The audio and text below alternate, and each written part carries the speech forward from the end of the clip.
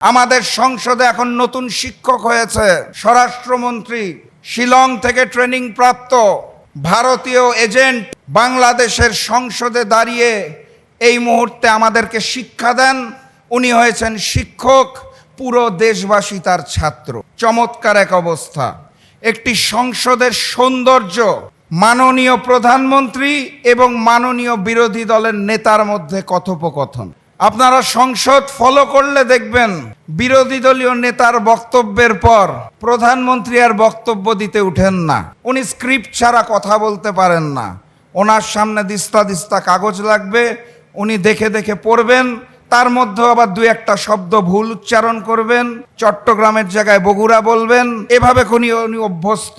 Skype লিডারের যেটা হয় আর কি, স্কাইপির মাধ্যমে রাজনীতি করে অভ্যস্ত। তো মাননীয় বিরোধী দলের নেতার বক্তব্যের পর মাননীয় প্রধানমন্ত্রী আর মাইক নিয়ে বক্তব্য দিতে পারেন না। ওনার হয়ে বক্তব্য দিতে উঠেন প্রক্সি প্রধানমন্ত্রী। আমাদের সংসদে অলিখিত একটা নতুন পদ সৃষ্টি হয়েছে, তার নাম হচ্ছে প্রক্সি প্রধানমন্ত্রী। তারেক রহমান কথা বলতে পারেন না, ওনার হয়ে স্বরাষ্ট্রমন্ত্রী বক্তব্য রাখেন। ৩০তম প্রতিষ্ঠা বার্ষিকী উপলক্ষে আয়োজিত আজকের এই আলোচনা সভার সম্মানিত প্রধান অতিথি, জনতার প্রধানমন্ত্রী, জনগণের প্রধানমন্ত্রী ডক্টর শফিকুর রহমান, আজকের এই আলোচনা সভার প্রধান বক্তা জাকপা সভাপতি ব্যারিস্টার তাসমিয়া প্রধান, আজকের এই আলোচনা সভায় এসে জাকপা পরিবারকে যেই দুইজন মানুষ আমাদের ঋণে আবদ্ধ করেছেন, ব্রিগেডিয়ার জেনারেল হাসিনুর রহমান এবং সুপ্রিম কোর্টের বিশিষ্ট আইনজীবী ব্যারিস্টার শাহরিয়ার সহ জাকপার সর্বস্তরের নেতৃবৃন্দ, মিডিয়ার ভাই ও বোনেরা, সবাইকে জানাই সংগ্রামী সালাম এবং শুভেচ্ছা। আসসালামু আলাইকুম। আমি শুরুতে আমাদের দল জাকপার প্রতিষ্ঠা বার্ষিকী উপলক্ষে আপনাদের সবাইকে জানাই আন্তরিক শুভেচ্ছা এবং মোবারকবাদ। বাস্তবতা হচ্ছে আমাদের দলটা ছোট। রাজনৈতিক দলের বিবেচনা যখন করা হয় তখন জাতীয় গণতান্ত্রিক পার্টি জাকপার যদি আয়তন চিন্তা করেন, দলগুলোকে যদি আয়তন হিসেবে ধরা হয়, তাহলে জাকপা নিঃসন্দেহে ছোট আয়তনের একটি রাজনৈতিক সংগঠন, নিবন্ধিত রাজনৈতিক সংগঠন, কিন্তু আয়তনে ছোট। এটাই বাস্তবতা, এটা মন খারাপ করার কিছু নেই।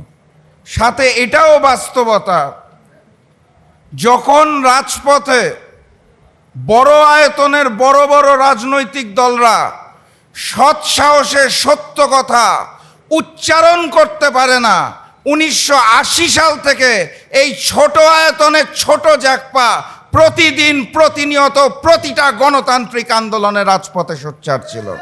এটাও বাস্তবতা। এটা আমাদের অহংকার, এটা আমাদের গর্ব। এটা আমরা শিখেছি আমাদের প্রতিষ্ঠাতা সভাপতি মজলুম জননেতা শফিউল আলম প্রধানের কাছ থেকে। আমি শ্রদ্ধা ভরে স্মরণ করছি 1980 সালের 6 এপ্রিল বাংলাদেশের স্বাধীনতা সার্বভৌমত্বের জন্য, মুক্তির জন্য, আজাদির জন্য যেই নতুন রাজনৈতিক প্ল্যাটফর্ম সৃষ্টি হয়েছিল, জাতীয় গণতান্ত্রিক পার্টি জাকপা হাঁটি হাঁটি পা পা করে 46 বছর পার করে দিয়েছে। সেই জাকপার দুইজন সভাপতি শফিউল আলম প্রধান এবং অধ্যাপিকা রেহানা প্রধান এই দুনিয়া ছেড়ে চলে গেছেন। প্রতিষ্ঠাকালীন কম বেশি সকল সদস্য দুনিয়া ছেড়ে চলে গেছেন। প্রথম সাধারণ সম্পাদক আনিসুর রহমান দুনিয়া ছেড়ে চলে গেছেন। সহসভাপতি তৎকালীন ডাক্তার আজিজ দুনিয়া ছেড়ে চলে গেছেন। এরকম অসংখ্য নেতাকর্মীকে আমরা হারিয়েছি। কিন্তু প্রত্যেকটা হারানো, প্রত্যেকটা বেদনা থেকে আমরা নতুন করে একবার করে শপথ নিয়েছি। আমরা শপথ নিয়েছিলাম প্রজন্ম থেকে প্রজন্মে আমরা আধিপত্যবাদ বিরোধী শক্তি হিসেবে রাজপথে অবস্থান করব। ক্ষমতাটা গুরুত্বপূর্ণ নয়, সংসদে যাওয়াটা গুরুত্বপূর্ণ নয়, গুরুত্বপূর্ণ সেটাই যখন একটা দেশের মানুষকে উদ্বুদ্ধ করে দেশপ্রেমিক হিসেবে গঠন করা যায়। এই যে আমার সামনে বসে আছে প্রাক্তন সেনা সদস্য হাসিন ভাই, আমি দীর্ঘদিন ধরে ওনাকে ফলো করি। উনি তো এমপি হওয়ার জন্য মাইকের সামনে কথা বলেন না, উনি তো মন্ত্রী হওয়ার জন্য কথা বলেন না, ওনার মনের মধ্যে তো এই খায়েশ নাই যে আমাকে সংসদ ভবনে যেতে হবে। উনি কোন আদর্শে কথা বলেন? উনি যেই আদর্শটায় কথা বলেন সেই আদর্শের নাম দেশপ্রেম। ওনার সাথে আমরা জাকপার নেতাকর্মীদের খুব বেশি মিল পাই। এই কারণে দাওয়াত দেওয়ার সময় সর্বপ্রথম ফোনটা ওনাকে করেছিলাম। উনি মাইকের সামনে এসে বারবার কথা বলেন, বারবার স্মরণ করিয়ে দেন। আমরা জাকপাও স্পষ্ট ভাষায় বলতে চাই, সেই 1971-এর পর থেকে লাল সবুজের পতাকা পেয়েছিলাম, নামকা ওয়াস্তে স্বাধীনতা পেয়েছিলাম, সার্বভৌমত্ব পাই নাই। ভারতের আধিপত্যবাদ আমাদের গ্রাস করে খেয়েছে। সামনের বাংলাদেশেও এই আধিপত্যবাদকে আমরা চাই না। সংগ্রামী সাথী এবং বন্ধুগণ, 5ই আগস্ট ফ্যাসিস্ট শেখ হাসিনা দেশ ছেড়ে তার নিজ মাতৃভূমি ভারতের দিল্লিতে পালিয়ে গেলেন, আপনারা সবই জানেন। তারপরে আমরা স্বপ্ন দেখেছিলাম, আমরা আশা করেছিলাম একটি নতুন বাংলাদেশ হবে, যেই বাংলাদেশে প্রকৃত স্বাধীনতা, প্রকৃত সার্বভৌমত্ব এবং প্রকৃত গণতন্ত্র পাব। খুব আশা নিয়েছিলাম, নতুন করে স্বপ্ন দেখেছিলাম। ফেব্রুয়ারি মাসের 12 তারিখ সেই স্বপ্নটাকে দুমড়ে মুচড়ে গুঁড়ো গুঁড়ো করে দেওয়া হয়েছে। একটি ম্যানেজ ভোট আয়োজন করা হয়েছিল। এখানে যারা প্রবীণ রয়েছেন তাদের মনে থাকার কথা, তরুণরা নাও চিনতে পারে, 2008 সালে একটা নির্বাচন হয়েছিল বাংলাদেশে। চমৎকার তকমা লাগানো নির্বাচন, ভোট কেন্দ্র দখল করা হয় নাই, ব্যালট বক্স আগে থেকে সিল মেরে রাখা হয় নাই, মারামারি হানাহানি কাটাকাটি কিছু হয় নাই, কিন্তু ফলাফল গণনা এবং ঘোষণার সময় পরিবর্তন করে দেওয়া হয়েছিল। সেই 2008 সালের স্টাইলে আমরা এই সর্বশেষ নির্বাচনটা দেখতে পেয়েছি। নির্বাচনের একদিন পরে নির্বাচন কমিশনে গিয়েছিলাম 11 দলের পক্ষ থেকে, বুঝার জন্য আপনাদের অনুভূতিটা কেমন। এই যে চমৎকার একটা নির্বাচন আয়োজন করলেন, ফলাফল ঘোষণার পরবর্তী 2 ঘন্টায় আমরা মনিটরিং রুমে বসে দেখলাম সংখ্যাগরিষ্ঠ না 200-রও অধিক আসনে আমরা চমৎকারভাবে 11 দলে গিয়ে আছি। তারপর যে 1 থেকে 1.5 ঘন্টা ফলাফল ঘোষণা করা বন্ধ করে দিলেন, তারপরে যে ফলাফল পাল্টে দিলেন, আপনাদের অনুভূতিটা কেমন? নির্বাচন কমিশনে গিয়েছিলাম, সাংবাদিক ভাইদের মনে থাকার কথা, বের হয়ে আমরা প্রেস ব্রিফিংও করেছিলাম। তারা আমাদের উত্তর দিয়েছিল, একটা নির্বাচন হয়েছে দেখুন যেখানে একটাও খুন হয় নাই, বড় মাপের কোনো সংঘর্ষ হয় নাই, কোনো মারামারি হয় নাই। সেদিন মুচকি হেসেছিলাম, হেসে বলেছিলাম 2008-কে আরও পরিশুদ্ধ করে করবেন, সেটা আগে বললেই হতো, তাহলে আমরাও ওভাবে করে প্রস্তুতি রাখতাম। তো ওনারা এটার কোনো পাল্টা জবাব দিতে পারে নাই। বাস্তবতা হচ্ছে জনগণের যে ভোটের অধিকার, ভোট প্রদান করার অধিকার দেওয়া হয়েছে, এই আঙুলের মধ্যে কালো রং লেপন করা হয়েছে, কিন্তু সেই ফলাফলটাকে ঘোষণা করা হয় নাই। সেই ফলাফল যদি ঘোষণা করা হতো তাহলে আজকের এই ব্যানারে স্পষ্ট করে লেখা থাকতো ডাক্তার শফিকুর রহমান, মাননীয় প্রধানমন্ত্রী বাংলাদেশ সরকার। এ কারণে আমাকে এখন বারবার বলতে হয়, জনতার প্রধানমন্ত্রী, জনগণের প্রধানমন্ত্রী ডাক্তার শফিকুর রহমান, কারণ তিনি প্রধানমন্ত্রী হয়েছেন সেটা কেড়ে নেওয়া হয়েছে। সংগ্রামী সাথী এবং বন্ধুগণ, আমরা সেদিন চাইলে পারতাম নির্বাচনটাকে বয়কট করার, নির্বাচনটাকে বর্জন করার, সংসদকে দূরে রেখে রাজপথে নামার। আমি বারবার আমার বক্তব্যে স্পষ্ট করার চেষ্টা করেছি, আবারও স্পষ্ট করে বলতে চাই, সেদিন আমরা নির্বাচনের ফলাফল মেনে নিয়েছিলাম, কারণ হচ্ছে সেদিন রাজপথে আন্দোলনে নামলে একটি জরুরি অবস্থা সৃষ্টি হতে পারত, একটা মহল সুযোগ নিতে পারত এবং সেই সুযোগে দেশে অস্থিরতা সৃষ্টি হতো। আমরা সেটা চাই নাই। আমরা নতুন বাংলাদেশ গড়ার জন্য, নতুন বাংলাদেশের সোনালী অধ্যায় গড়ার জন্য সেদিন সিদ্ধান্ত নিয়েছিলাম, ডাক্তার শফিকুর রহমানের নেতৃত্বে যারা ফলাফলে যাদেরকে বিজয়ী দেখানো হয়েছে, প্রয়োজনে তারা সংসদে যাবে, আমরা বাকিরা রাজপথে থাকব, প্রস্তুতি নিয়ে থাকব। সেদিন আমাদের মধ্যে আলোচনা হয়েছিল কি নিয়ে প্রস্তুত হতে হবে। সবার চোখে চোখে, সবার মুখে মুখে 11 দলের নেতাদের মধ্যে একটি কথাই ঘুরছিল, আমরা গণভোট জাতীয় নির্বাচনের আগে চেয়েছিলাম, আমাদের সেই গণভোটের দাবি মেনে নেওয়া হয় নাই।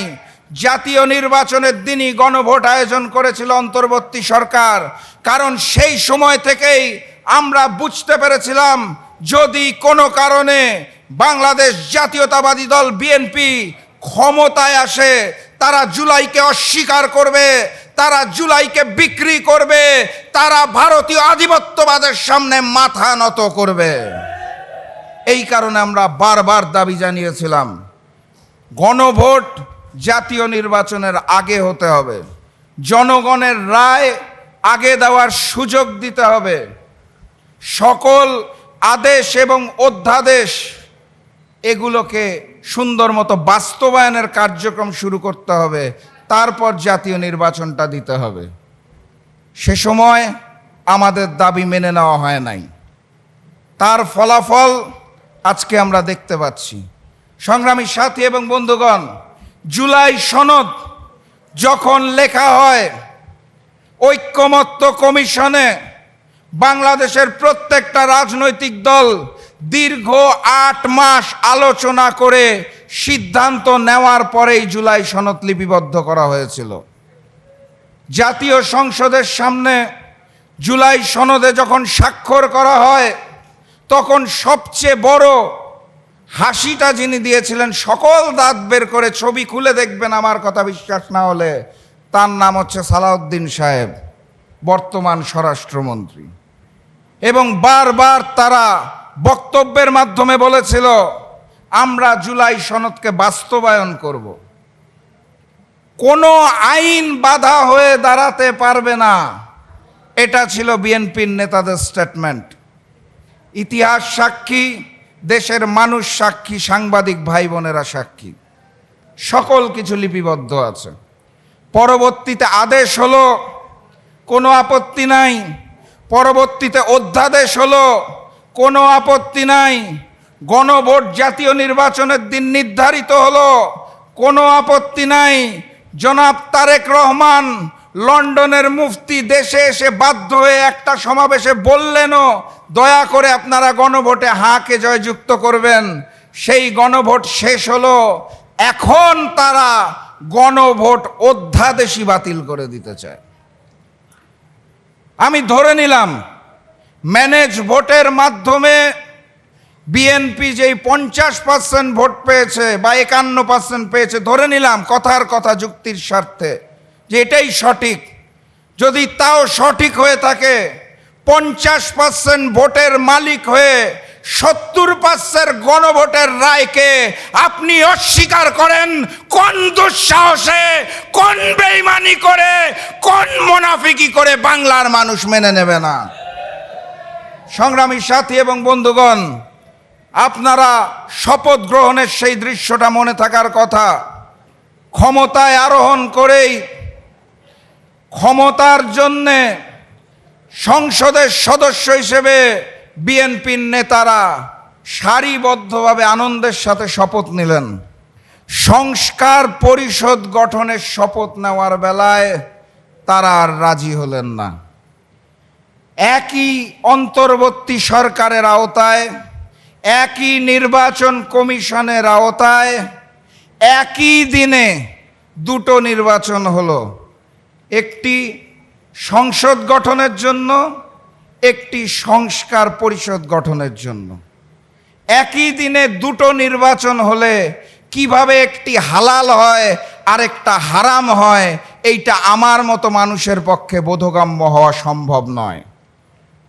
এটা ভালো বলতে পারবেন ওই যে ভারতের শিলংয়ে দীর্ঘদিন যিনি বিলাসবহুল জীবন কাটিয়ে ট্রেনিং নিয়ে দায়িত্বপ্রাপ্ত হয়ে দেশের স্বরাষ্ট্রমন্ত্রী হয়েছেন, তার কাছে ভালো ভালো রকমের ব্যাখ্যা থাকতে পারে, কিন্তু সাধারণ মানুষ এখনো বুঝে উঠতে পারে নাই একই দিনে দুইটা ভোট দিলাম, কেন একটা হালাল কেন একটা হারাম, কেন একটা বৈধ কেন আরেকটা অবৈধ। আমাদের সংসদে এখন নতুন শিক্ষক হয়েছে, স্বরাষ্ট্রমন্ত্রী, শিলং থেকে ট্রেনিং প্রাপ্ত ভারতীয় এজেন্ট বাংলাদেশের সংসদে দাঁড়িয়ে এই মুহূর্তে আমাদেরকে শিক্ষা দেন। উনি হয়েছেন শিক্ষক, পুরো দেশবাসী তার ছাত্র। চমৎকার এক অবস্থা। একটি সংসদের সৌন্দর্য মাননীয় প্রধানমন্ত্রী এবং মাননীয় বিরোধী দলের নেতার মধ্যে কথোপকথন। আপনারা সংসদ ফলো করলে দেখবেন বিরোধী দলীয় নেতার বক্তব্যের পর প্রধানমন্ত্রী আর বক্তব্য দিতে উঠেন না। উনি স্ক্রিপ্ট ছাড়া কথা বলতে পারেন না। ওনার সামনে দিস্তা দিস্তা কাগজ লাগবে, উনি দেখে দেখে পড়বেন, তার মধ্যেও আবার দু একটা শব্দ ভুল উচ্চারণ করবেন, চট্টগ্রামের জায়গায় বগুড়া বলবেন, এভাবে উনি অভ্যস্ত। স্কাইপি লিডারের যেটা হয় আর কি, স্কাইপির মাধ্যমে রাজনীতি করে অভ্যস্ত। তো মাননীয় বিরোধী দলের নেতার বক্তব্যের পর মাননীয় প্রধানমন্ত্রী আর মাইক নিয়ে বক্তব্য দিতে পারেন না। ওনার হয়ে বক্তব্য দিতে উঠেন প্রক্সি প্রধানমন্ত্রী। আমাদের সংসদে অলিখিত একটা নতুন পদ সৃষ্টি হয়েছে, তার নাম হচ্ছে প্রক্সি প্রধানমন্ত্রী। তারেক রহমান কথা বলতে পারেন না, ওনার হয়ে স্বরাষ্ট্রমন্ত্রী বক্তব্য রাখেন।